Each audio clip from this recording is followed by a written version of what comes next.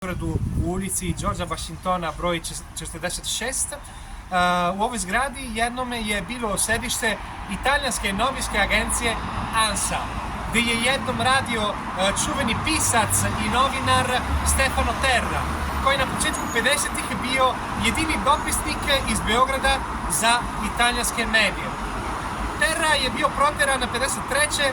jer se usudio da otvoreno kritikuje socijalistički režim i o onom iskustvu je napisao ovu knjigu, 3 godine s Titom, koju ja, Enrico D'Avanzo i moj kolega Konstantin Dragaš smo preveli na srpski za prvi put za izdavač Oksimoron Beograd.